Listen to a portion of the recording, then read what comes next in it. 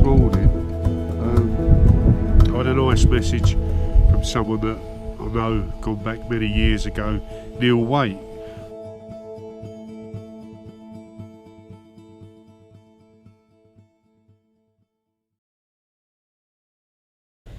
Well, a very good morning.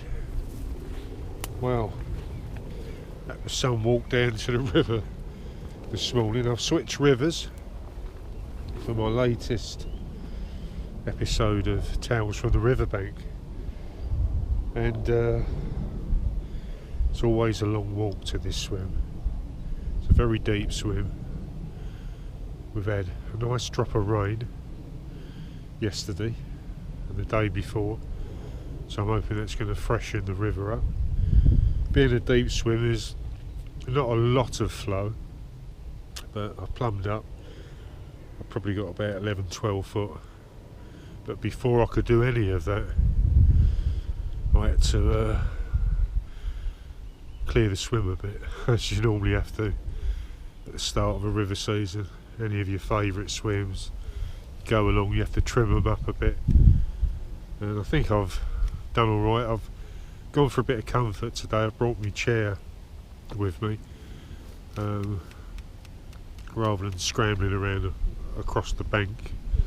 As you can see, I've had to walk through about 3 or 4 fields, and it is hard work, I tell you, hard work. To think I've got up at, it's 6:35 now, I've not even started fishing. I'm just about to. And let's have a look at the swim and see what I've had to do. I'll get behind the camera and you can see I had to push my way through this. I do this nearly every season now, and as you can see, it's a bit of a mess at the minute. The gear's all over the place, but I've had to, all this was all like that, a whole lot of it, so I've had to, and I didn't bring my shears with me. I knew there was something I needed to bring, so I used my feet, of course, to trample down some of the bank. But these tiny scissors, they're very, very sharp, and they did the job. They double up with some shears for clearing the swim. So anyway, here's my bait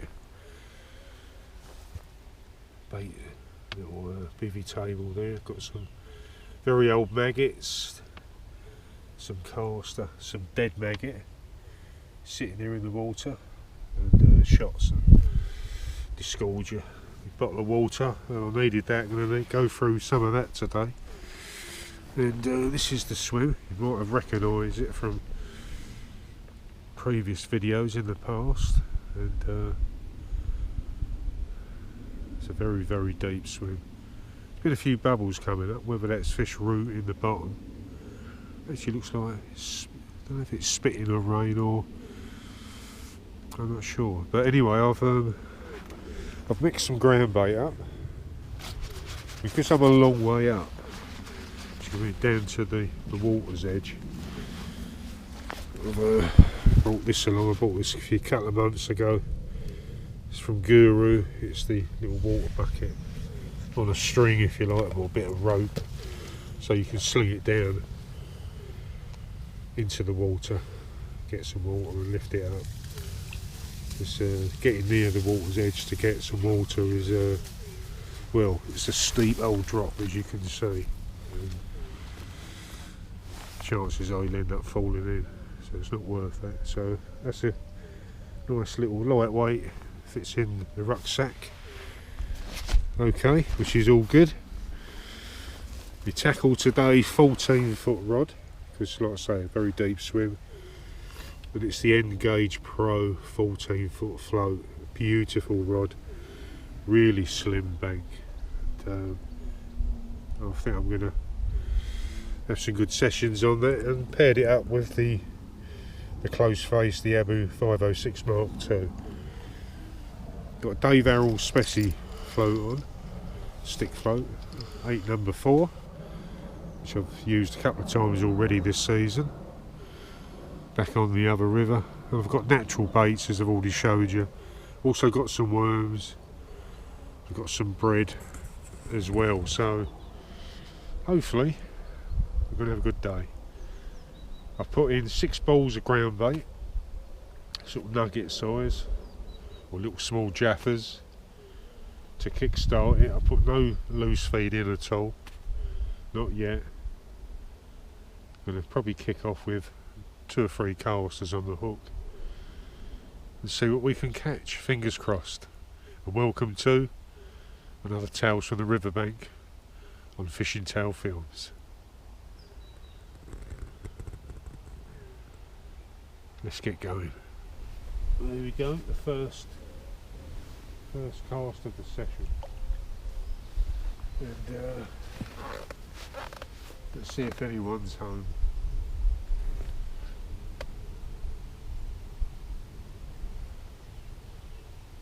Because it is a deep swim, I've bulked up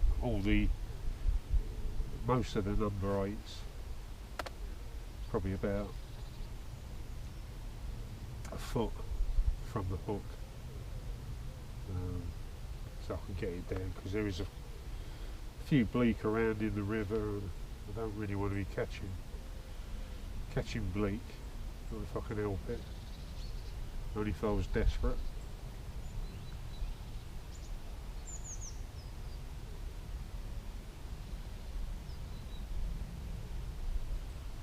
But hopefully that river has kicked the fish into a bit of, obviously put a bit more oxygen into the water, and hopefully it's going to put them on the feed a bit. I mean, I've had chub out of here, I've had bream, skimmers, roach, gudgeon, all sorts. Right then, and I'm into a fish. What is it?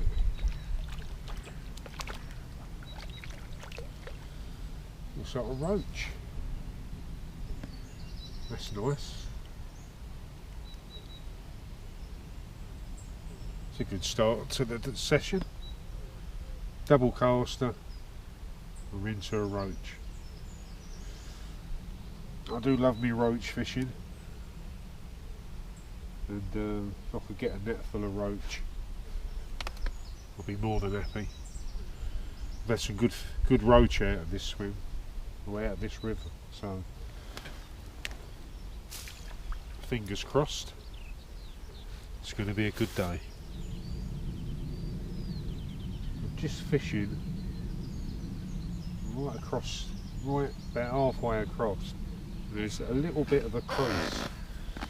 Oh, look at them, well, see them bubbles here. I don't think that's fish actually bubbling, but it could be fish that's causing it.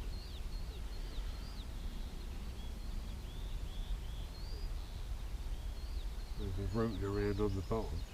It's not far away from where I put the balls of ground bait in. I'm using Black Secret because it's quite a stiff mix. I normally used to fish it with Super Cup and Secret. I've using it on its own today.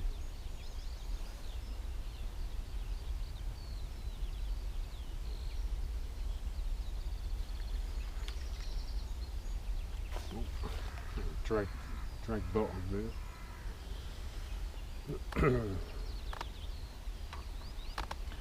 It's only trouble is from season to season, when we've had sort of floods in the past, you don't know what snags get brought into the swim until you start fishing again.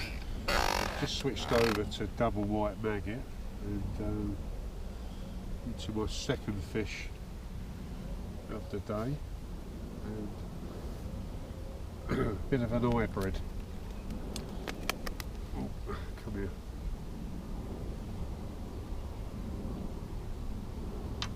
See a roach bream hybrid there. Bit of both. They do scrap well, must admit.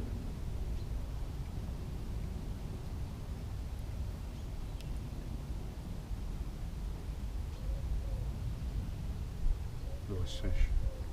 Your nice little weight builders in matches then.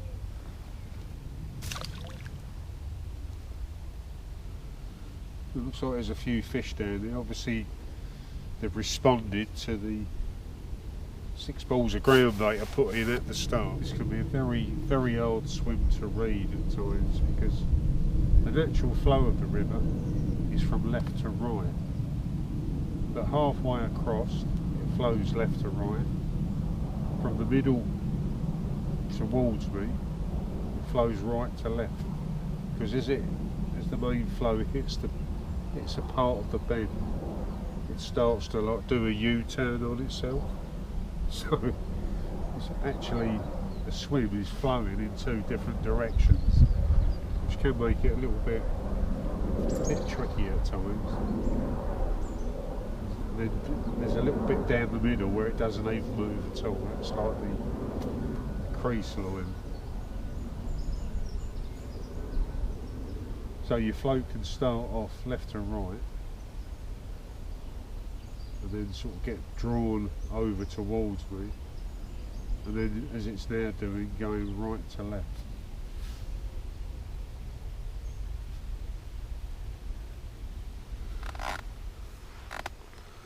I think the first session on a river of the season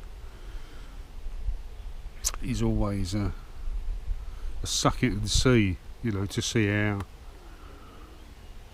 the river is in, you know, from one season to the next. Just had a bite. Another fish on there. So tiny roach. So there's a few roach about. I've had 4 fish now. 3 of them have been a roach, and the other one was a roach bream hybrid. Nothing huge though, just tiny.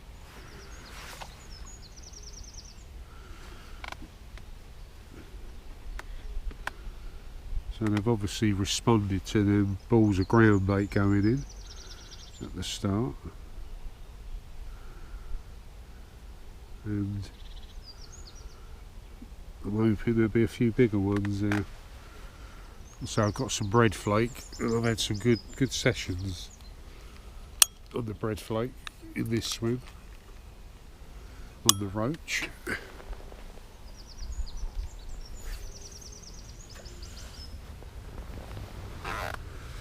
I've just had my first gudgeon, first gonk of the season.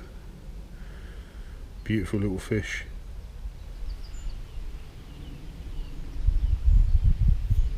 Another little bite developing.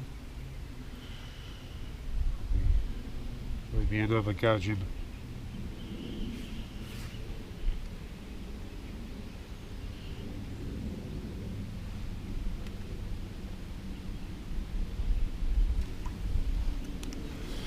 What is it? Let's have a look.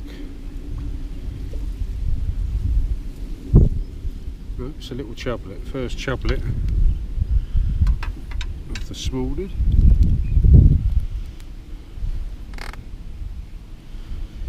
Put my sunglasses on there because that sun has come up over the tree right into my face. Another species, or 4 species now, including the hybrid. Roach bream hybrid, gudgeon, and a little chublet.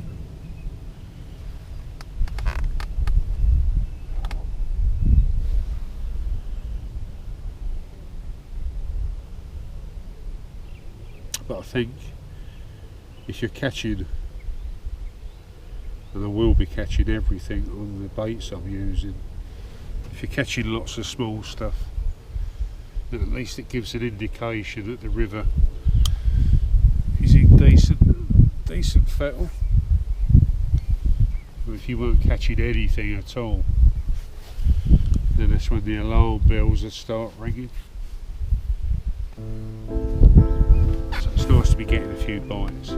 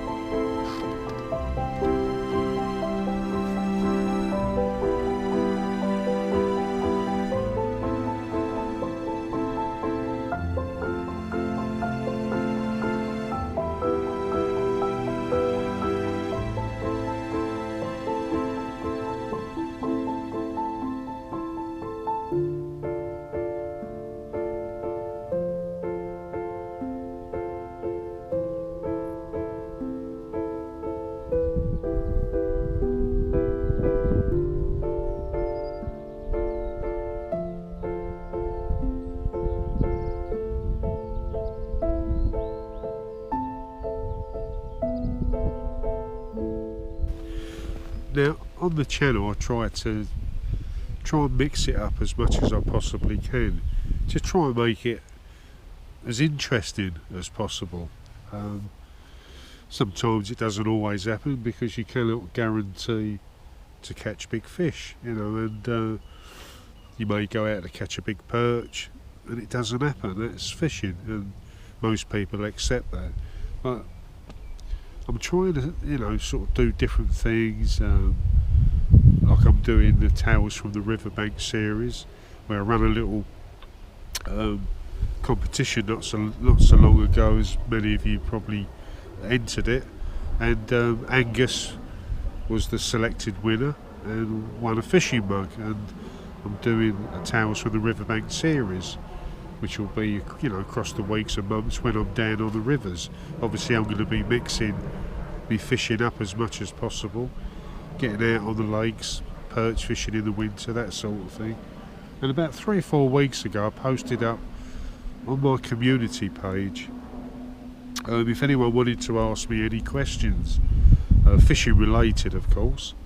And I've had a couple of questions from Andy Cowdrey and Chris Hind, but they were more like how-to questions, so I'll address them when I'm going to be fishing in that sort of style, that relating to the question that they're asking. And the idea was to get, you know, at least 10 questions, and then I could make like a little video in the angler's den on it, sort of just to bounce a few questions backwards and forwards with people that watch the channel. It all went a bit quiet, so I thought, oh well, maybe no one's got anything really to ask. But before I come out this morning, I had a nice message from someone that I know, gone back many years ago, Neil Waite.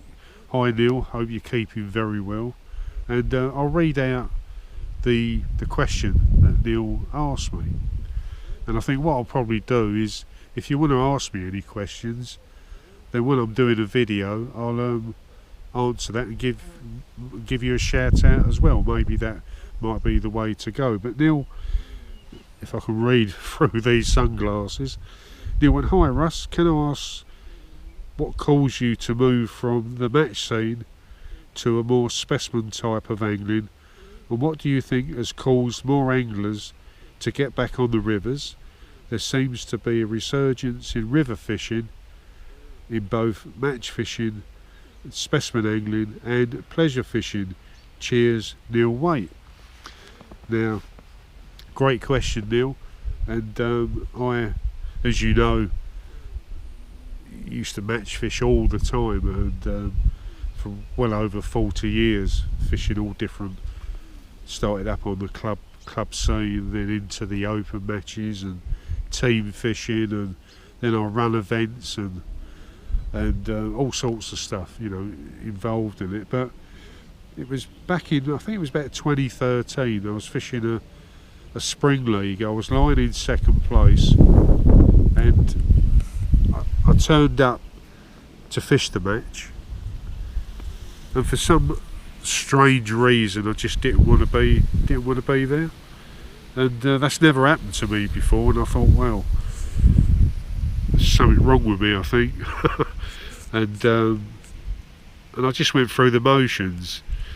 I ended up finishing fourth in the league, picked up a little bit of money, but it didn't really mean anything. And I thought, wow, that's unusual.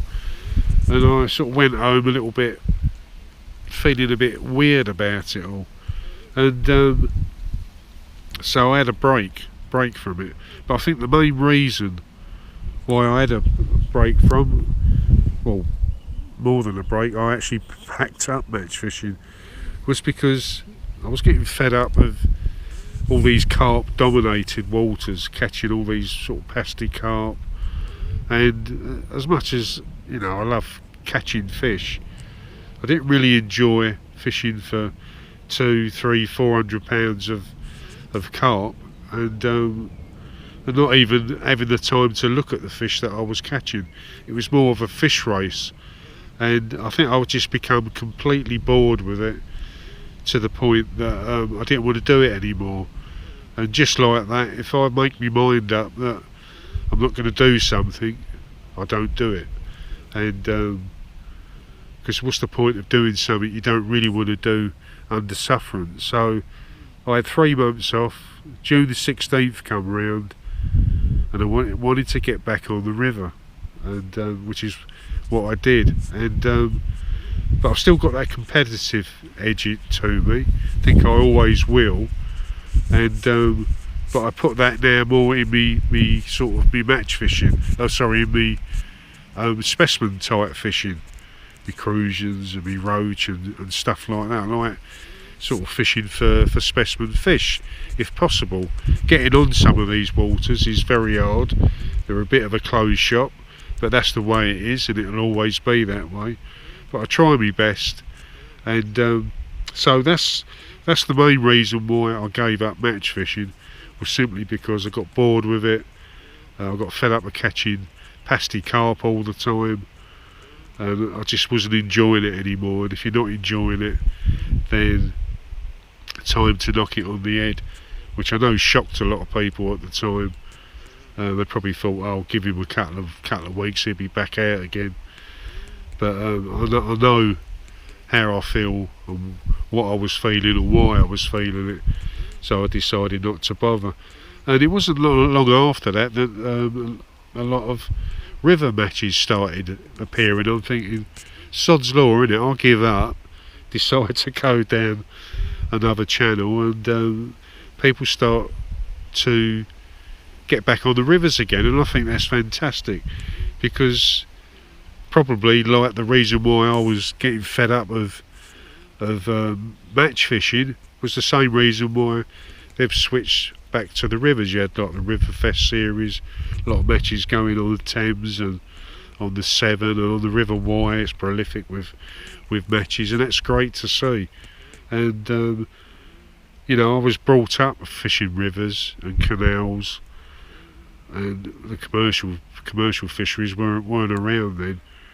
And there's nothing better. To me, it's like real proper fishing, you know, sort of targeting, maybe, you know, get £10 a roach. And I used to love enjoying that sort of fishing, and I got more joy winning a match with £10 a roach, or even half that in the winter, than maybe £50 to £100 of carp in the winter time, and bigger weights in the summer. And I think that's what people are probably feeling the same. They'd rather get back out on the natural waters again and start enjoying their fishing a bit more. I know the rivers, like the river I'm on now, I've had a real long walk to get here, bit of a jungle warfare to get here, must admit. And then I had to make the swim fishable, which I've done, so other anglers can enjoy that now if they're prepared to walk this far. And then when I come back on other times, I can, well, I've already done the hard work. So yeah, so I think that's probably why there's been a resurgence in anglers now appearing back out on the rivers again, because I think they've just had enough of catching like carp in the matches and stuff like that. And I think it's good to see. It's healthy, and also it protects our rivers a bit more, to have a few more anglers on the banks. I know some rivers are still void of anglers, but on the Thames and the big rivers, the match scene has really boosted. There's more specimen anglers getting out for the barbel and stuff like. I suppose barbel has become the new carp for many anglers, but on the rivers, and I think it's a much more natural environment to be fishing. So thanks, Neil, for your question. Hopefully I've answered that good enough, and if anyone else has got any questions that they'd like to ask me, I can always slip them into a future video. Cheers. Another roach. Got a few of them this morning. So I'm going to put a bit of bread on there, see if I can tempt a bigger fish. Well, I've just had my best roach, although still small, of today. Double white maggot, really positive bite, I must admit. And I just love them. They're beautiful fish, aren't they? Especially when they start getting to specimen size. And beautiful fish. Never know, there might be a few bigger ones. They're slightly getting bigger now, so you never know. Keep feeding, a bit more ground bait, a few little loose offerings. Not going mad on the feed. Don't want to encourage too many bleak into the area, and hopefully that little trickle of bait that's going in is enticing some of the better stamped roach. I certainly won't be complaining. Let's get back out there. There's more roach down there than anything, which is good. Always pleased catching roach. Another almost a hand-sized roach. But wish I'd brought me keep that along there. Although it would have been more weight to carry. More weight to carry back. A wet net. It's never good. But seem to be getting a few. I think they're getting onto that ground bait I've been putting out. They do love a bit of ground bait, the roach. And when I used to fish the river a lot, you know, I used to really attack the river with balls of ground bait. Although I used to catch a lot of skimmers then, but the roach were the first fish to be on the scene almost instantly. They do love ground bait, I must admit, they really do.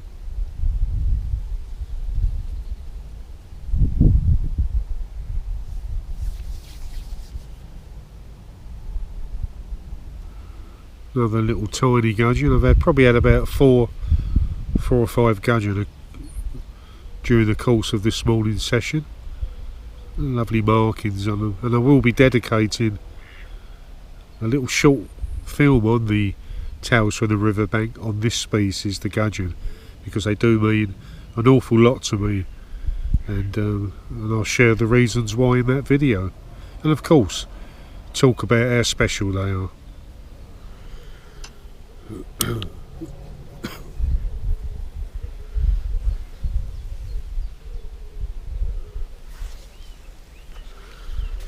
It's like I'm in a little world all of my own this morning. Not seen another angler. All I can see is greenery, trees. Behind me is country, sheep, fields. It's wonderful. In the distance you can hear sheep baaing away, as they do. A few cockerels in the distance as well, a bit earlier this morning. Certainly being out with Mother Nature, just see a kingfisher as I always do on this stretch. Flying about, being busy looking for small fish. Got another bite here.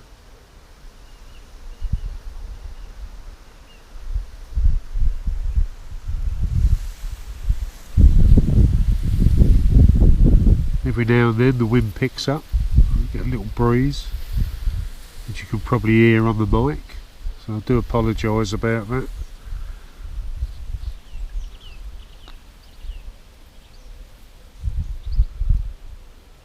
So peaceful, and hopefully that's coming across on the screen. I know David Mercer saying that he's had a knee operation and it's impossible for him to get out on the bank, and there he goes, a fish, and he misses his fishing, but he sees these as his little escape to get out on the bankside, which is a nice thing to say.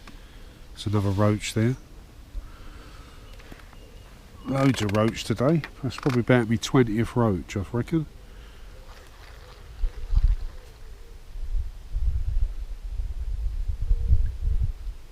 Still getting bites, although that sun is beginning to beat down on the swim now. I was kind of hoping, because it's a deep swim, you might sort of get a little bit more action out of it, as opposed to fishing a sort of a shallow swim.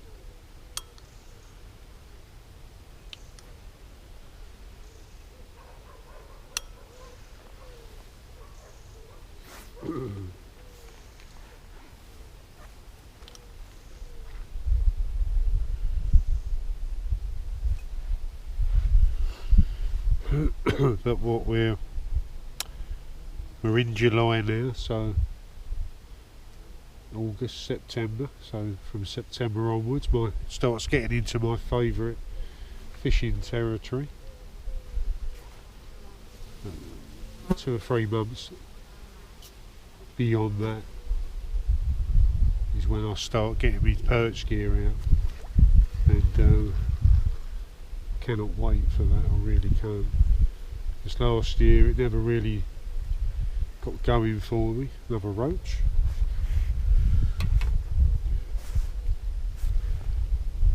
Again, nothing massive. I just cannot wait to make up for it. In fact, it's made me more determined, not having much of a perch campaign last year. Or back end, or beginning of this year, I should say. Just see a buzzard flying around. Wonderful. Things you see when you come fishing.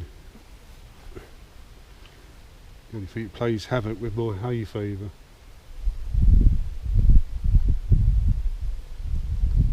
But yeah, I can't wait. Perch, get the old perch out. Get some perch videos done for the site, because I know many of you like your perch fishing. I'm going to set myself a target to try and get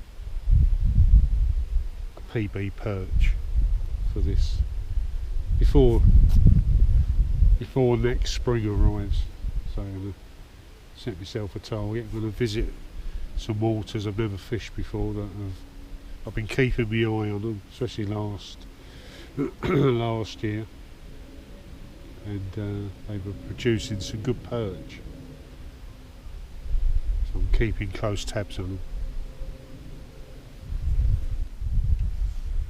I'm still picking up small roach, which is good. If I'm going to get a small species, then I'm quite happy for it to be the roach. And with a gudgeon close second, just not long I had another gudgeon as well. But the bites are coming in like little spasms. You get 2, 3, 4 on the bounce, catch a couple, and then it goes quiet. Sort of keep feeding again, and then they'll come on again. So I think it's very bright now. The sun's really getting up to it. It's just gone 10 o'clock in the morning now, and feels like I've been here a lot longer than that, because I was up before 4 o'clock this morning, made my way down, a long walk, and then obviously cleared the swim, and it was 6:35 before I'd even wet a line. So when you think I've not really been fishing that long, and yet it feels like I've been here a whole day already. I think when you go fishing places like this, you just lose track of time, and life just slows down. Gives the impression that you've been here a lot longer than what you have, which is great. Normally sort of round about this time of the season, I don't normally tend to fish beyond sort of midday that much, not in these conditions. because I've got that long walk back, I might drag it out a little bit longer. So I'm not looking forward to that walk back. It's a long walk. 3-4 fields, 3 gates. Yeah, that can wait.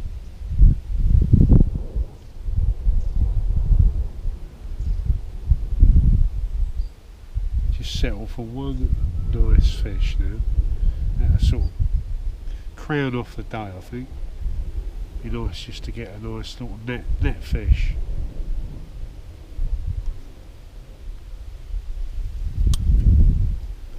Maybe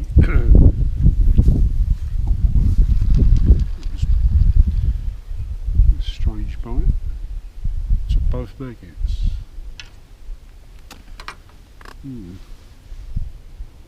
It's more of a more deliberate bite, that one.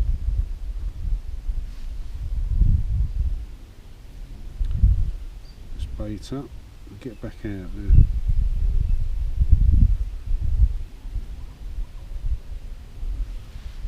Gudgeon and a roach there, that's all I seem to be catching.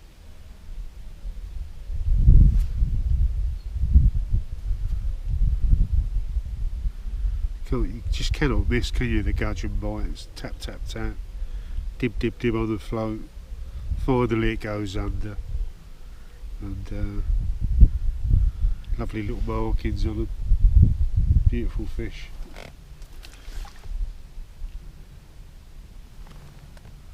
One of our much loved micro species. Most anglers like a gudgeon.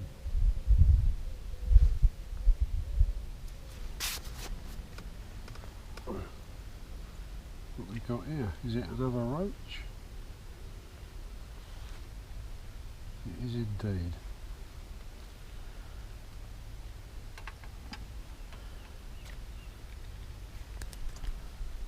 Well, it's nice to know that there's the roach are coming through, all different age groups. In my case, the young age groups today. But it's good to see them all the same. Had 30 to 35 roach now. Kept me very busy. Lovely. Well, I hope that you've enjoyed this little session down by the river, and that you could join me on my latest adventure on tales from the riverbank. Caught nothing massive, but I think that's probably down to the fact that I've been using baits like maggots and casters, little pieces of bread, stuff like that. So I've been catching everything small really. I've had probably a good 35 roach, sort of from that size up to about there. Nothing big, but lovely to see, because last year I was a little bit worried because they were a bit scarce, I must admit. On days that I thought were perfect for the roach, they just weren't around. So I suppose that rain yesterday spurred them on to have a little bit of a feed today, and which is good, so I'm pleased about that. There's some nice gudgeon as well, probably had about 10 gudgeon. I've had obviously a few chublets. The biggest one was about that big, not bad, but a few of them like that sort of size. If I suppose in hindsight, if I wanted to try and fish for a bigger lump, then I probably should have left me float tackle behind, brought out me 2 tip rods and fish. Maybe I'll do that next time I come down and fish this swim. It's something that I'd like to do, so I think it could work quite well, not just in the summer but also in the winter months as well. And fishing the tip has caught me some nice chub out of this swim as well, so that's something to look forward to. And I think what I'm going to do is pack up and have a sit down for about an hour and just enjoy the fact that I'm by the river. It's a nice little morning session. It's just gone 11 now, so Fishing ain't going to improve. The sun's out. There's hardly any cloud in the sky, and basically I'm just delaying that walk back. But I'm going to just sit here and relax and have something to eat, have a little drink, and chill the rest of the morning away. Well, I like to think that I'll see you again very soon on Tales from the Riverbank here on Fishing Tale Films. Thanks for watching. Give it a little like if you wouldn't mind, because it really does help push the channel and the videos out there. And I'll see you very soon. Take care.